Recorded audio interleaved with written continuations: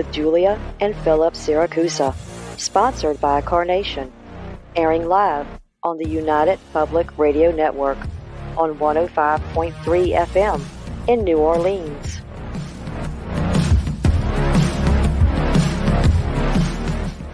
This show's entrance has been edited, produced, and directed by Gwen Clapper from Perfect Trust Productions, LLC. You can find us at perfecttrustproductions.com.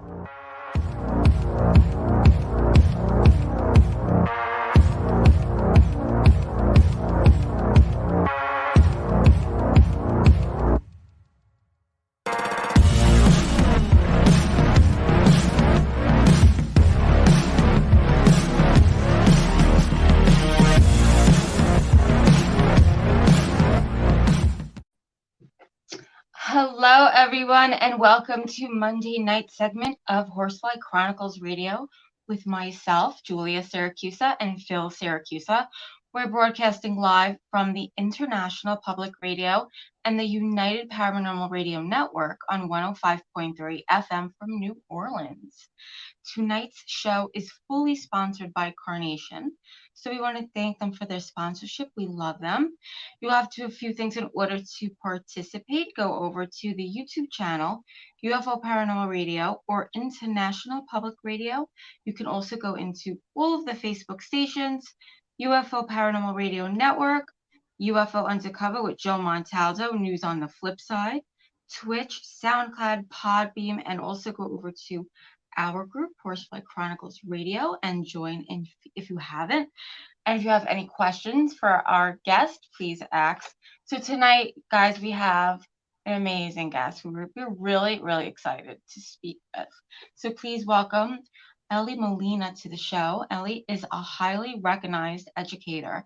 She holds a master's degree from NYU and has been educating for 4 decades. She's appeared on network TV discussing intuitive development in children. She's also the founder of PSI Kids and co-founded a private school for children where children learn to use more of their minds in a very different manner. She's also written many books, and you can find them all on Amazon.com. So please, let's welcome her to the show. Welcome. Yay. Thank you. Thank you, Julia and Philip, for having me here tonight. It's such an honor. I'm very excited to be here. Thank you. Thank you so much. Yeah, you have a different thing going on here that we've never interviewed anyone with these abilities as far as I'm excited. The forks and spoons, and I'm really intrigued. Oh, we have a lot of questions. Yeah. So I actually knew somebody back in the day that can do that. Really? I'll get into that later on the show, but let's get into the story. Uri Geller can do it. He's in his 70s, Uri Geller, and he does spoon bending. That made him famous back in the day. And he's got a whole museum right now in near Tel Aviv, Israel. It's the Uri Geller Museum of Spoon Bending, and all of his artifacts are there. It's very fascinating. Wow. That's amazing. Yeah. I would love to do that. Yes. So, Elly, take us to the beginning of your story. What made you form PSI Kids? And, did anything happen to you in your childhood that made you really want to focus your life helping children and adults? Yeah, of course. Usually it starts out that we have some sort of childhood experience. This is my belief. And when we're kids, we make these decisions to do something. And I was a highly intuitive child and psychic. And I didn't know I was psychic because I didn't know there was a word for it. But I had dreams, and I had very unusual dreams when I think about them. And I remember them even. They were so vivid. And one of the dreams that I do recall, I remember many dreams, but there was one in particular when I was maybe 5 or 6, I can't really say how old I was, where a friend of ours, a friend of my parents, had passed, and I was walking with her and I was holding her hand, and I asked her, I said, how come I can see you? You're dead. And then I don't know exactly what her terms were when, again, because I was little, but basically what it came down to was that the dead walk among the living and only few can see us. And that's what she told me. And it was like, oh, wow, this kind of, now when I look back, it was like, that's a lot for like a 6-year-old to take in and understand. But it registered and I recalled and I remembered that. And then when I was, again, 5, 6 years old, I think it was 5 for this one, we had this huge painting in our home and it fell off the wall. And I looked at my father and mother and I said, oh, Mr. Robertson died.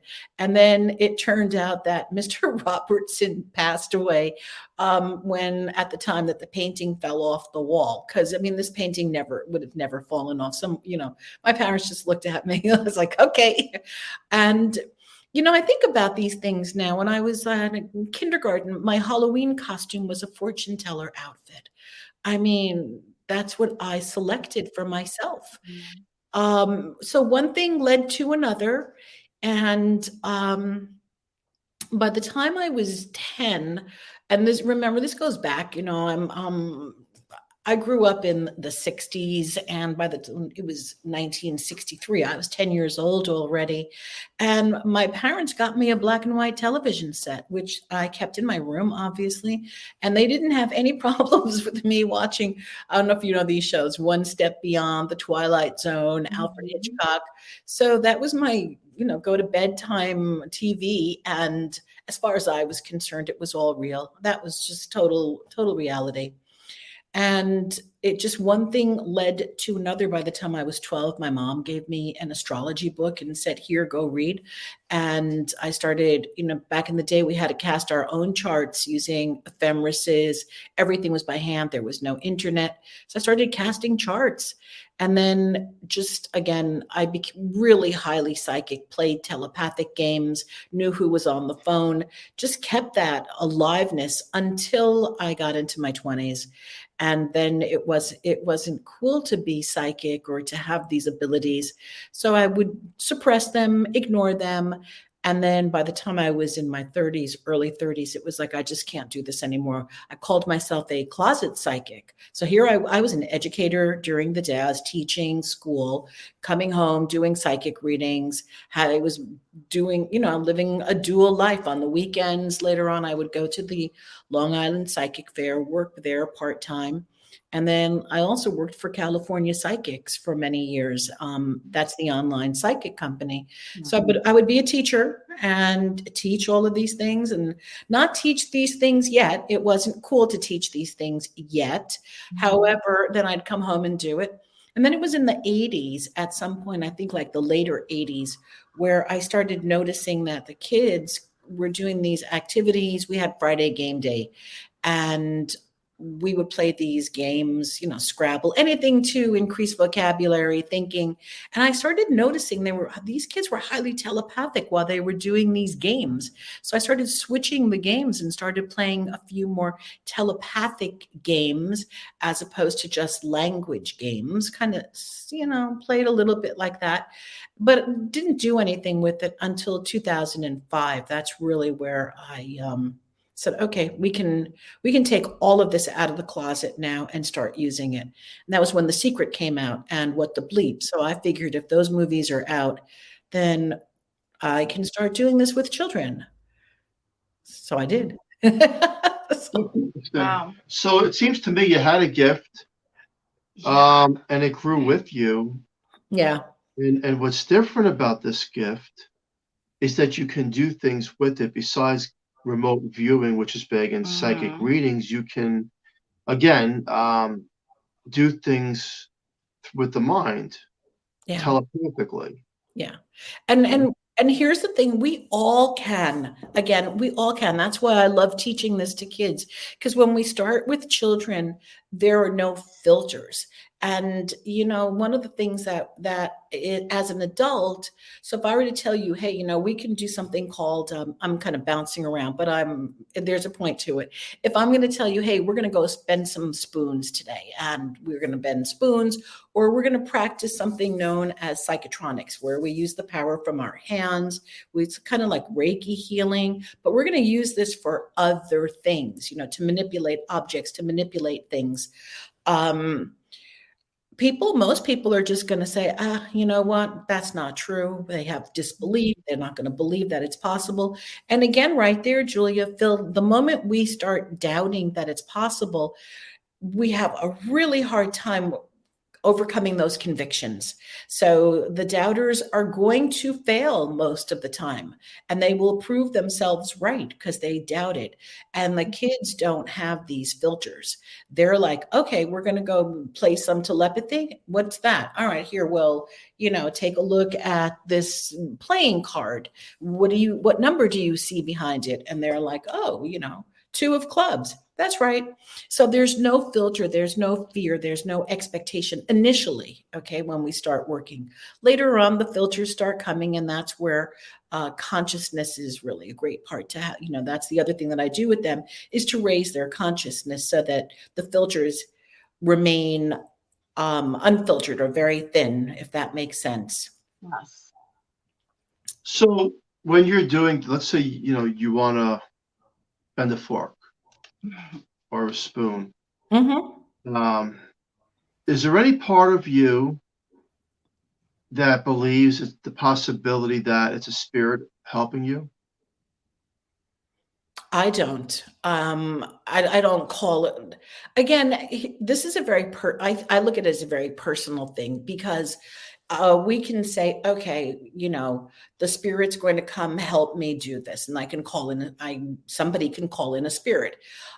Do I say prayers? Yeah, I like to go to what I call the God source. So now this gets into what is the God source?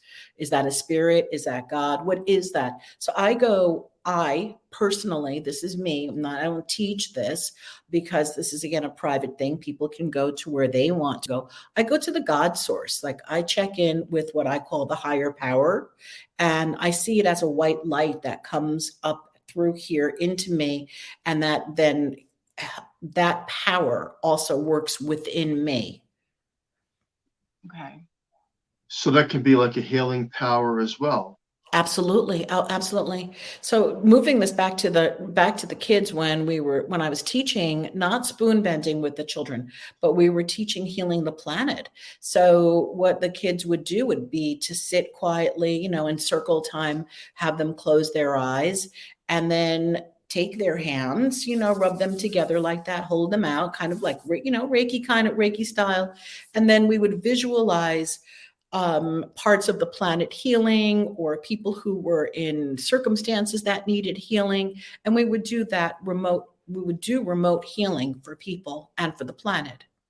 So it is very similar. It's that kind of moving the energy where it is needed. Right. There should be more people like that.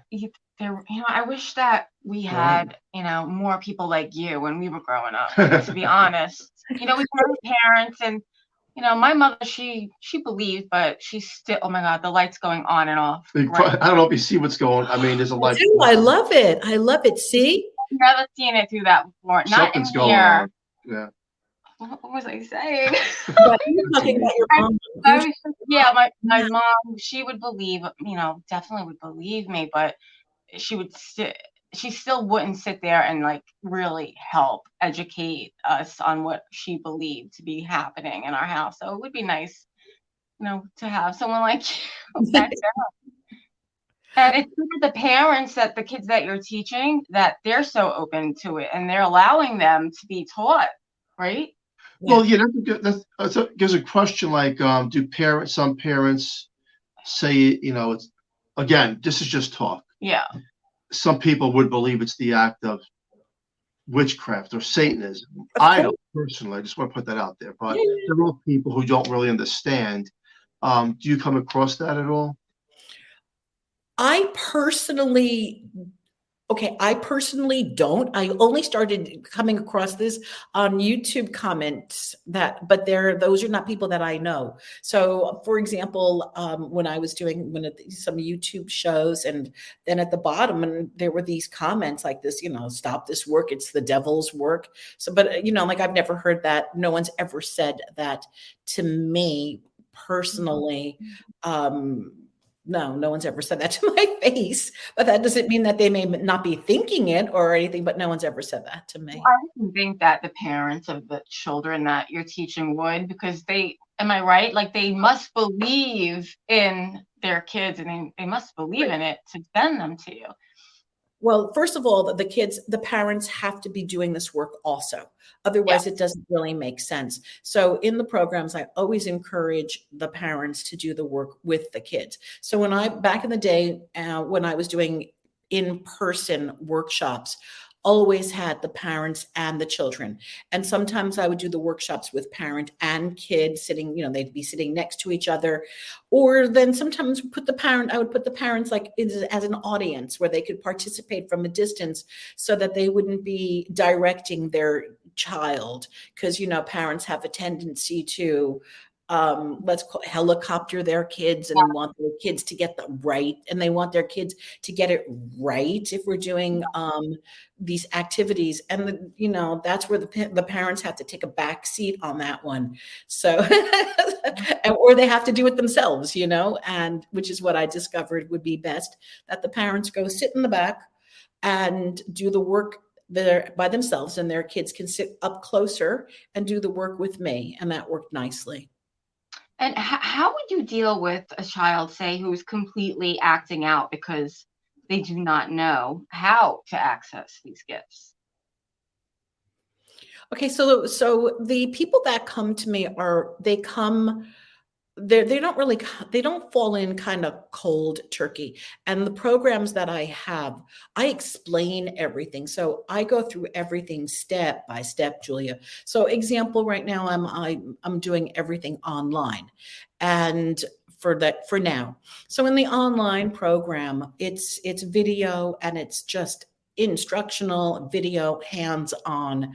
And so everything is explained. So basically, there's nothing to I'm not going to say there's nothing to act out over, because it's really very it's very educational. It's all instructional. So, and the other thing, I'm going to circle around. One of the things that I teach awareness. I teach controlling the body. That's my first lesson.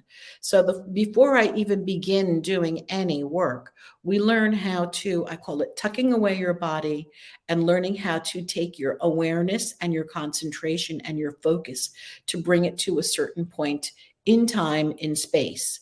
So that is something that I start teaching kids as early as age 3, if they're verbal enough. Not online, obviously, no 3-year-olds online with me, but in classes when I used to teach the kids physically, if a child can, they're kind of verbal at that age, and they are then taught how to focus, sit still, and put their awareness on a particular object. Okay. Mm-hmm. Put their awareness on a particular object. Mm-hmm. Mm-hmm. Makes sense. I like that. So I think it says you stop the fountain, or a fountain. Oh, you heard that? Yeah. So that was like one of my favorite stories. Again, that's using the psychotronic powers. And that is the power that is within us. It is very powerful, Phil. This is the kind of energy that we hear about when moms lift, cars off their kids. This is a real powerful, intense energy that we all possess. We all possess it. We just need to learn how to work it. So it was now there were some people. Yeah, well, I was going to say people don't believe it, and some people do believe it, and I'm not attached to if anybody believes it or not, because I know what actually happened. So it was during COVID that I was working from home, and everything was so quiet that the fountain, which is aesthetically outside, which is at my window, and it was aesthetically so beautiful, but it was pounding 24/7 nonstop. It was like hammering all the time. So when I was working and even just sitting, opening up the window, this fountain was so annoying that I wanted to rip it out if I could. But then I decided one day, the thought entered my mind. It was like, you know what? You're using all these I was teaching a psychic development course also at the same time. And I'm like, well, you're teaching all these things. Why don't you use the psychic development thing right now, the psychotronic power, to turn off the fountain?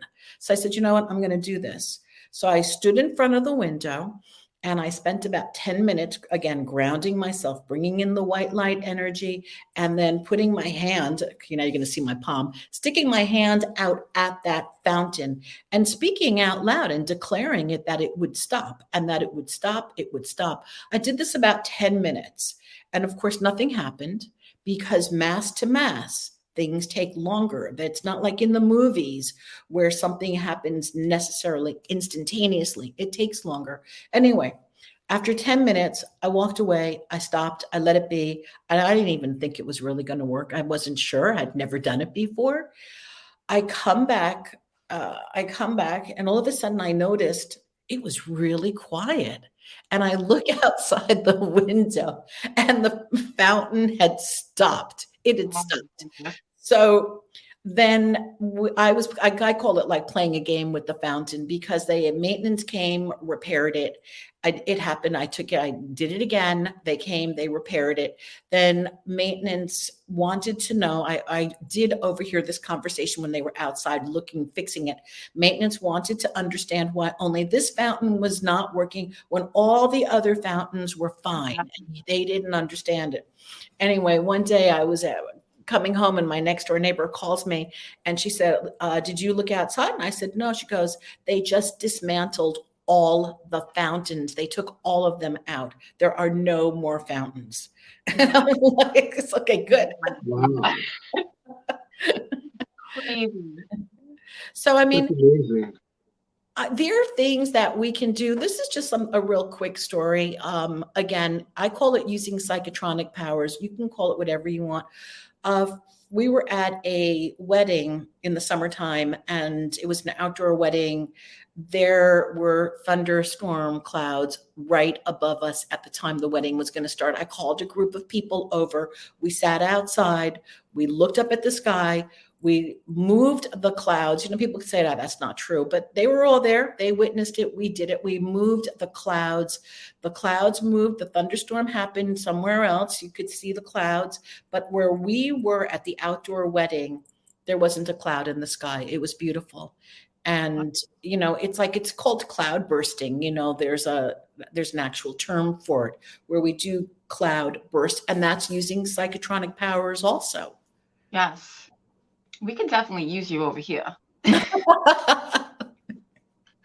That's an amazing ability. Yes. I'm kind of speechless about that. Well, again, people don't, I don't know. There are disbelievers. And then again, there are the people that I work with who have learned how to do this and are able to do this themselves, Phil. And can I call you Phil or Philip? Well, Phil's good. Yeah, sure. Oh, okay. All right. And, I teach this to my clients when I work with people one-on-one.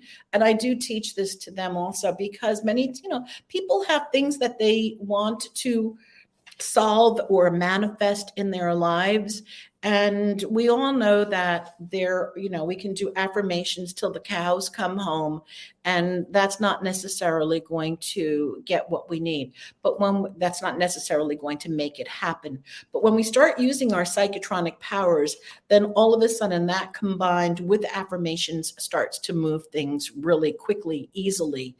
Amazing. There are amazing stories that have happened for my clients using their abilities, and this can be taught. Now, have these abilities been does anybody in your family have them? Does it go down, generation to generation? Not in my family. Okay. No. I do have something funny to say. So if I had your powers and your ability, I would pick the lottery numbers, and I'd be watching it live and making sure those numbers come out by watching it on television somehow. I don't know. Yeah, I knew you were going to say that. I have to say that. Well, there's a group of us that do work on that, okay? But there are so many factors.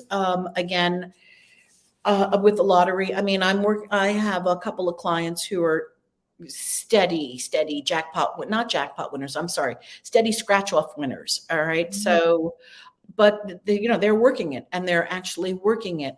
And yes, this is something that people work on all the time. Mm-hmm. Wow. No, I do believe in what you're talking about, because when I was 17, my friend's mom in Staten Island, New York, she was a psychic, and she used to work with detectives to help find the missing kids. And I remember being in her living room one time, and she says, "Watch this," and she had a fork. Yeah. And she's bending it. It took about 20 minutes, and then when I touched it, the fork was getting very warm. Yes. And then it started to bend. Mm-hmm. And that was like, that's impossible. Wow. I mean, it actually bent. And then it was a group of psychics at our home another time, and there was about 5 of them in the living room. They made the house shake, like the walls, the house was shaking like there was an earthquake. So these abilities that some people have are quite amazing. Can you see the other side? Like, do you see dead people? She does. Only in dreams now. I don't know. I don't know. I mean, I've seen shadow people. All right. But for example, like if I were going, I'm not like the Long Island medium. Okay. If I were going shopping or something, it's like, oh, there's your Uncle Harry over here. He has a message for you. I'll do that. I don't have that. But when I'm doing a reading, I will see entities and people. But it's only when I have to go into the dark to see. I don't know if that makes any sense, but I need to go into the dark to see. So usually if I'm doing a session, I'll use those mind folds, or, I turn off my camera when I'm working on Zoom, and I just go into, I'll take a piece of paper like that, it's blank. And then by the time I'm done, it's all scribbled up with, story and notes and seeings. And that's how I work. And I do work in the dark most of the time, though. That's, where I do my work. From what I do know about telepathic is that it is passed down. So if there is nobody in your family that that has this gift. No, because I have a different interpretation of it, Julie. I believe that it's an inherited conversation. So it's learned. So meaning that I didn't learn it from anyone. I don't know where it came from. Maybe somebody else in the family had it, but nobody in my family spoke about it. Okay. Right. But now in my family, I make sure that my sons, I've got 3 sons, and one of them is 2 of them are highly telepathic. One of them loves tarot cards and runes and crystals and divination. And the other one is just super highly telepathic. Okay. So we'll be calling each other at the same time. So I do believe that this is an inherited conversation because they grew up with this. They saw me do it all the time. They see me talking about it all the time. So that therefore, because they have seen it, they're more open, especially my youngest son, who I took out to Washington with me, and put him in a school to teach him how to do telepathy and telekinesis and remote viewing and blindfolded archery. So he's, this is his thing, even though he has a regular job, but that's still his thing. Wow. That's amazing. Yeah. It's cool. We went to a Tony Robbins when I think he was about 16 or something, 15 or 16.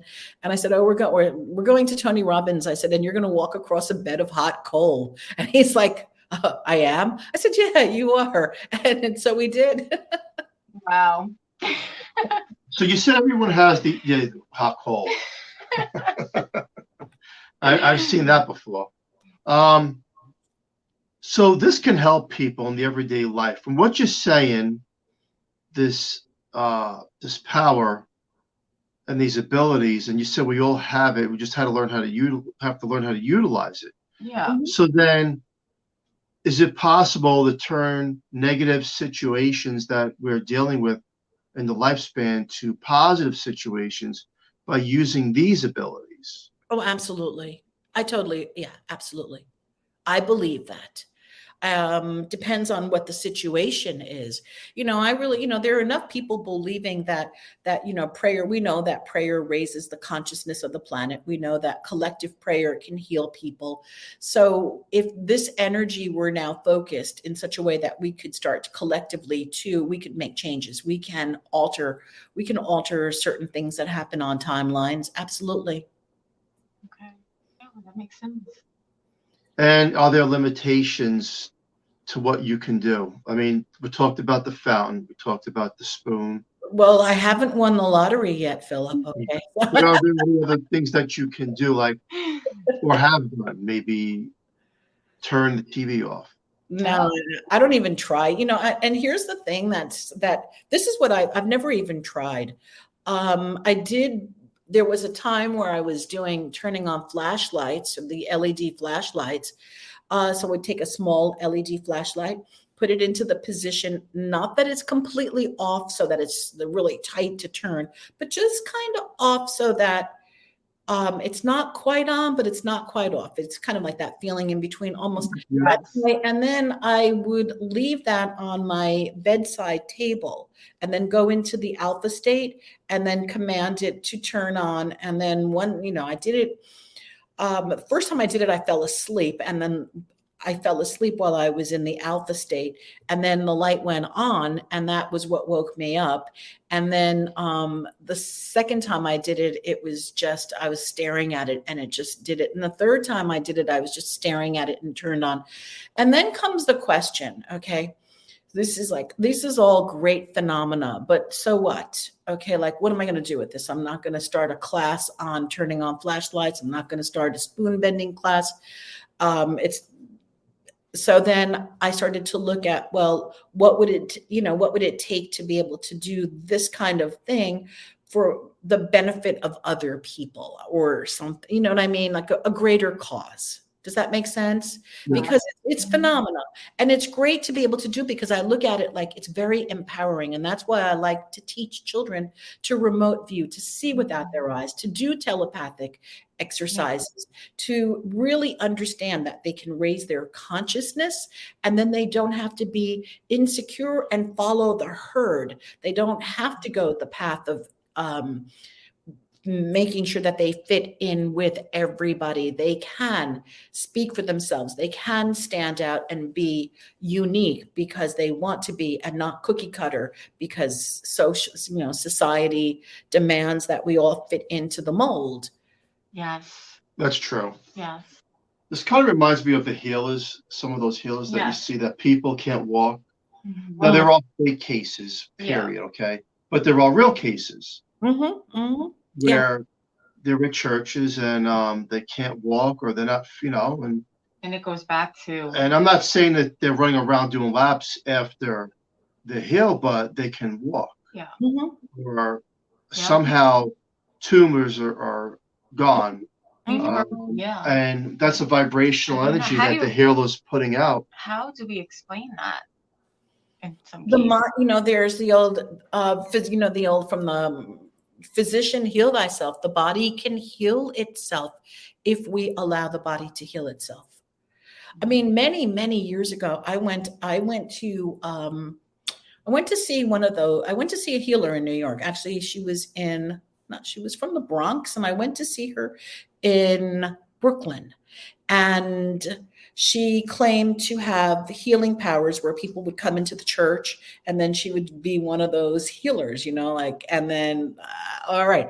But I have to tell you, I don't know if it was an act, and I don't know how real she was, but I did get onto the stage with her, and she took my hand and held my hand, and my hand was on fire. It was on fire. My hand was so hot that when I went home, because my mom was babysitting, I went home and I said to my mother, feel my hand and tell me this is not your imagination. It's not my imagination.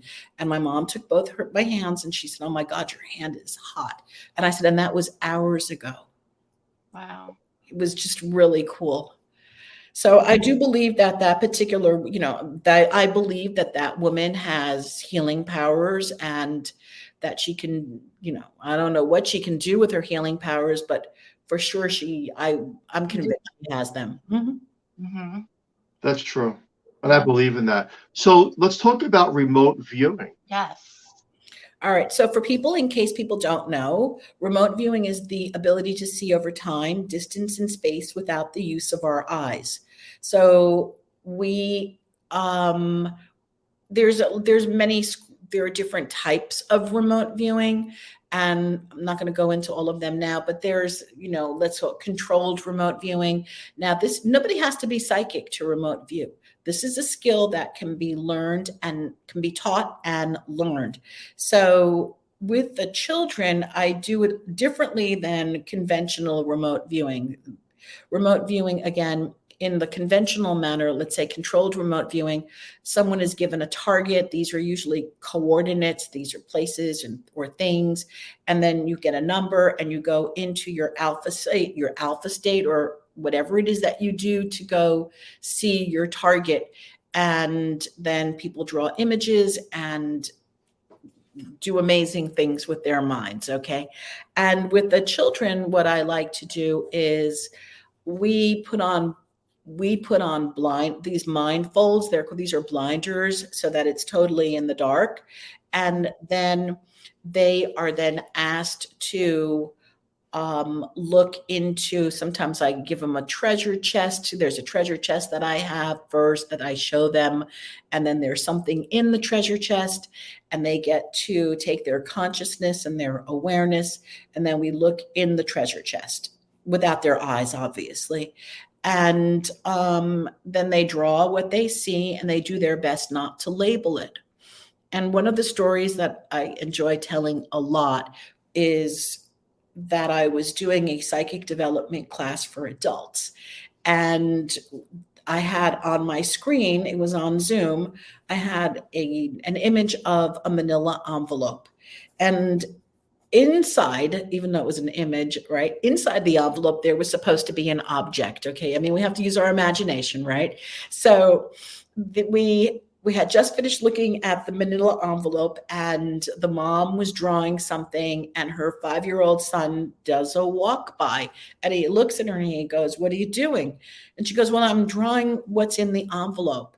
He goes, "Oh, that's easy." And she goes, "Really?" And he sits down and he starts to draw an image. And he draws this character holding a sword, and he's wearing black, and his hair is black. And then he couldn't write yet. So he says to his mom, "It's power and dragons." And so later on, the mom shows me the image, and then I show her the image that I had on my screen, which was behind the manila envelope. Mine was Jon Snow, the character Game of Thrones, who was dressed all in black, holding a sword. And anybody who knows about Jon Snow knows that he does power and dragons. And here was this 5-year-old child who absolutely had a bullseye on that target. Wow. That's amazing. It Do was- you think that some of the magicians, such as David Blaine, they have these amazing gifts beyond magic? Do you think they have these abilities that they're using as well sometimes? I believe so. I think they have their tricks, and then they have their abilities. Absolutely. That's what I was thinking. Because some I of the would things that agree. they do now, the magicians, are just It's mind-blowing. wild. Yeah. And Yeah. it goes, what you're saying, the remote viewing, the telekinesis, Yes. especially I see on America's Got Talent, there's some people out there that are just, Amazingly. they just blow you away with the amazingly techniques talented. and. Yeah. You have been seen on NBC, CBS, Fox, and ABC. What have you done for these? Oh, that was an interview. I don't know if you're familiar with Brian Tracy. Brian Tracy is, he was like, he's still alive, but you've heard of Bob Proctor, correct? Maybe Bob Proctor was in The Secret. Okay. So Brian Tracy is really one of the most influential men in sales and business and marketing and training how to use your mind in sales and in business. Okay, so they're all self-development, self-empowerment, and this is where a lot of the manifestation movement originated out of the teachings of people like Norman Vincent Peale and Brian Tracy and Clement Stone and all of these masters. Okay, all of this. So Brian Tracy had a TV show, and I was on his TV show, and the man just absolutely amazing. So we spoke about my book, Annabelle and the Domino. And then we talked about using mental powers, because Brian definitely believes that we all have these abilities. And it was just real fascinating to meet him, because he's an icon in the industry, you know, especially in the business world. And yeah, so that must have been really exciting. it was one of the it was close to one of the highlights of my life, also just being there with him, because he's and then the thing that I loved the most was that when Brian and I took some photos afterwards, you know, so it was like that kind of thing. After the interview, you get to take, you know, took a photo, and our photo was the only photo that had this blue aura all around it, around Brian and myself. It was spectacular. Mm-hmm. God, I love stories like that. Yeah, it was really great. You believe that the dead walk amongst us? Say that again. Do you believe that the dead, like walk those amongst that are crossed over? I don't believe we don't die. I mean, that's my personal opinion. We call it death, but energy is not creating another strut, so we do go on to another existence. But do you think that they're here with us in this realm, or they can come and go to different realms? I think they come and go into different realms. I really do. We've all had these experiences, you know, and if we're honest with ourselves, we've all had these experiences, you know. Yeah. I mean, I can recount, like after my mom died, you know, I had so many strange things that happened. And, but don't we all, you know what I mean? Like when somebody who was really close to us passes away, I think that, but not everybody, you know, not everybody pays attention to the signs is really what I think it is also. And I think that the people who do see the dead, or who do have communication, is because they're open to it, so they can come through into that realm and connect. Otherwise, if you're so if people are so closed and so frightened, how are they going to get their messages through? So true. It's so true. They're constant. I think they miss them a lot, miss all the little signs a lot, because they're just not open enough. Yeah. And we miss so many signs in life anyway, because we're so in our minds when we're walking, and we're not focused, we're not present in the moment, and we're not paying attention. So we're so distracted that we miss so much of what's happening. Yeah, it's very true. And if we're grieving too, I mean, if we're at the point where we're grieving terribly, we will definitely not see them, miss them. Oh, absolutely. Mm-hmm. Yeah. What's your thoughts on, do you believe in aliens, other life forms? Aliens are not my thing, I have to be honest. And that doesn't mean that I'm not saying that they don't exist, because we know that it would be very absurd for me to think that we're the only people and entities. Okay. But I've just never devoted any time to aliens unless they show up in a reading when I'm doing readings. So there must be aliens. I mean, they come through in readings. And I did see UFOs when I lived in Washington. So, you know, yeah. But with that's like, you know, I lived right near a military base. So sometimes my son would say to me, Mom, you know, those might not be UFOs. Those might just be highly developed military things from the base that we don't know exist yet. And I said, I don't know. These things were too bizarre. I think they were UFOs. Well, if they go really quick, yeah, you know, then just like that, across, gone. Mm-hmm. Yeah. And let's talk about your book. So what inspired you to write your books?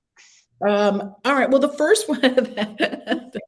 The first one, Annabelle and the Domino, is an illustrated picture book, and it was it's based on a true account of a little girl at the school who did move the domino with her mind, and that takes a lot of focus, concentration. So it's, the kids are taught to sit still and focus for, good 20 minutes, not to move, and most adults can't even sit still for 20 minutes and not move or scratch or anything. But the kids were taught that.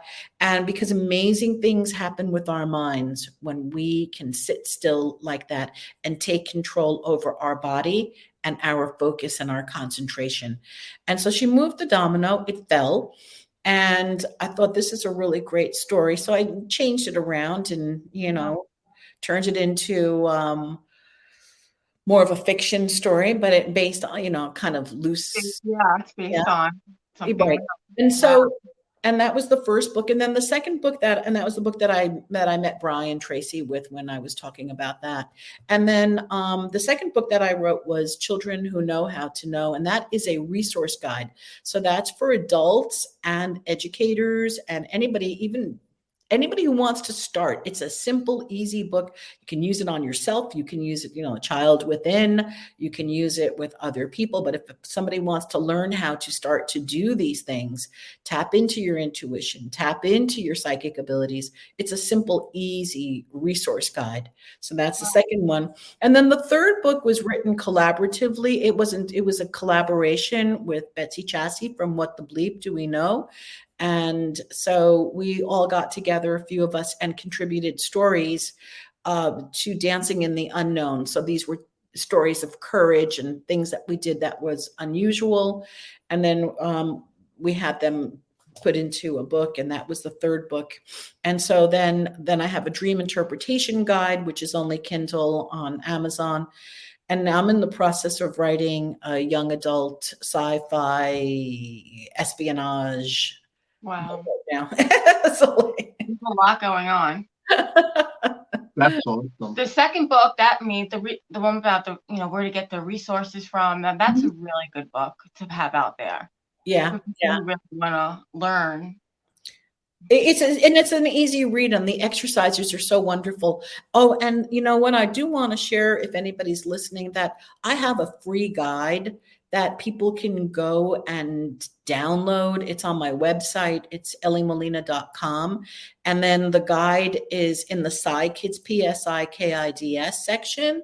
And then it's called What If? It's a 16-page free guide. And these are activities that you can do alone. You could do it with a kid.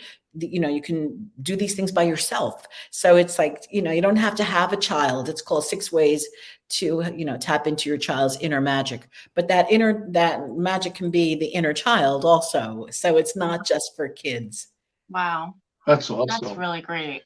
Wow. Well, we're at the top of the hour. I mean, this has been a really great show. And this is different. Yeah. Where can people find you and all that good stuff? EllyMolina.com. Awesome. Awesome. Any words of wisdom for our listeners out there before you go? I'm going to say, just believe in yourself. If you want to do it, you can. Just believe in yourself and take that first step. Really, how do we do anything? We start, right? We just start. Believe in yourself. I like that. Thank you so much for coming on Horsefly Chronicles Radio. This has been a pleasure.